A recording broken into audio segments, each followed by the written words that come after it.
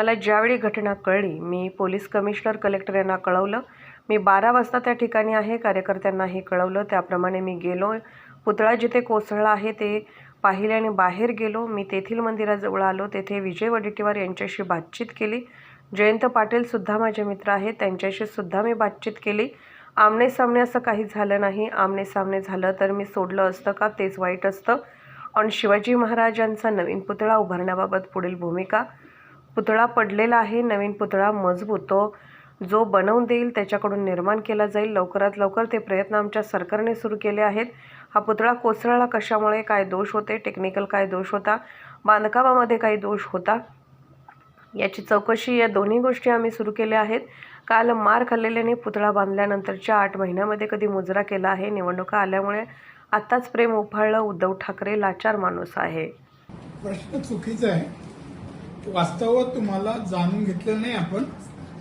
मला जेव्हा कळलं आदल्या दिवशी पुतळा कोसळलाय छत्रपती शिवाजी महाराजांचा, आणि म्हणून लगेच मी मुंबईहून निघालो आणि दुसऱ्या दिवशी सकाळी मी कलेक्टर, कमिशनर, पोलीस का सगळ्यांना कळवलं मी 12 वाजता त्या ठिकाणी आहे म्हणून। कार्यकर्त्याने कळवलं मालवणच्या मी येतोय म्हणून, त्याप्रमाणे मी गेलो। जाताना गेलो, पुतळा जिथे कोसळलाय ते पाहिलं, झाकून ठेवलेला आहे, पाहण्यासारखं काही नाही। तो पाहिला आणि मी बाहेर पडलो, म्हणजे तिथून बाहेर आलो, बराच किल्ल्याच्या बाहेर आलो। तिथे एक मंदिर आहे, त्या मंदिरापर्यंत आलो। त्या मंदिराजवळ विजय वडेट्टीवार उभा होता।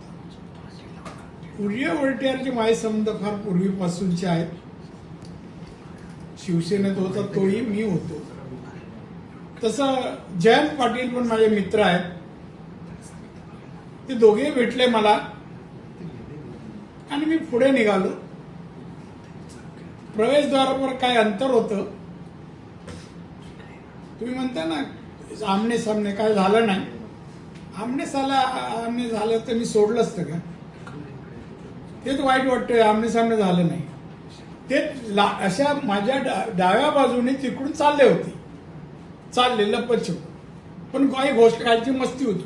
काही जण आमच्या मुलं जी होती कार्यकर्ते अंगावर गेली, आणि तो ग्रुप होता आदित्य ठाकरेला घेऊन जातात ते।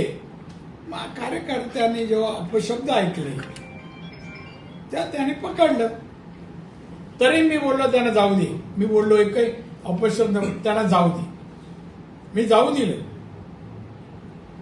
जाऊ दिल्यानंतर जाणारे परत काही यायचे खाली, ह्या मॅडम होत्या तिथे, ह्या होत्या, ह्या दोघी तिघे होत्या, ह्यांना विचारा, ह्या तिथे होते त्यांच्या, मी तर मध्ये थांबलो होतो। मुद्दाम यायचे, हो नाही ऐका तुम्ही तर होतात, मुद्दाम खाली यायचे। मग आमच्या लोकांनी मारलं का परत जायचे। भरपूर मार खाल्लाय दोघा चौघांनी, मार सांगतो ना। आता अंगावर आल्यावर काय आहे, तुम्ही आमने सामने बोलले ना, ते एव्हिडन्स पाहिजे ना, आमने सामने कान पडलेला किंवा कसा मार खाल्ला, तर तुम्ही कव्हर केला असं दाखवा।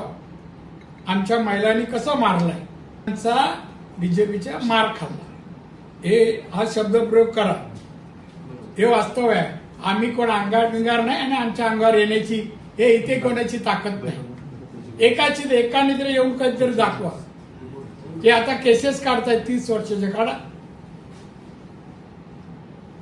दुसरा काय विचार झालं ना। दादा पुतळा पडला, त्यानंतर पुतळ्याच्या दर्जाच्या बाबतीत प्रश्नचिन्ह उपस्थित केलं जात आहे।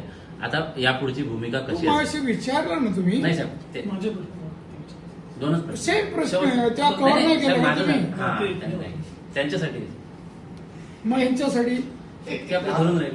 नवीन काय बोललात तर दादा तुम्ही? नाही, आता मला जाऊ दे, मी एकच प्रश्न, पुतळ्याच्या पुढची भूमिका कशी असेल? कसली म्हणजे पुतळ्याच्या, बाबा पुतळा पडलेला आहे, आम्हाला परत पुतळा साजेसा मजबूत जो बनवून देईल त्याच्याकडून परत पुतळा त्या ठिकाणी उभारायचा आहे लवकरात लवकर।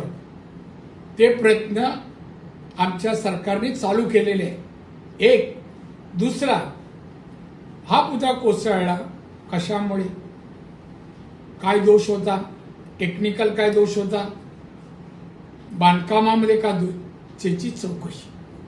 या दोन्ही गोष्टी आम्ही चालू केलेल्या आहेत. आम्ही काय कुठे सोडलं नाही. असं काय घडलं की एवढा पुतळा पडला तर एवढे मोर्चे अमुक, 8 महिन्यामध्ये पुतळा उभारलाय, आज नाही. हे जे कोण नातं आहेत ना तुमचे मार खाल्लेले काल, त्यांना विचारा 8 महिन्यात कधी महाराजांना येऊन नतमस्तक झालात, मुजरा केलात 8 महिन्यात? कधी काय केलं? एखादं गुच्छ आणून ठेवला? आताच प्रेम का आलं? निवडणुका. उद्धव ठाकरेला महाराज, छत्रपती शिवाजी महाराज, हिंदू धर्म काही नाही, निवडणुका आणि पद. पद कशासाठी? पैशासाठी. एक लाचार माणूस आहे आणि त्याच्याबद्दल मला कधी काय विचारू नका.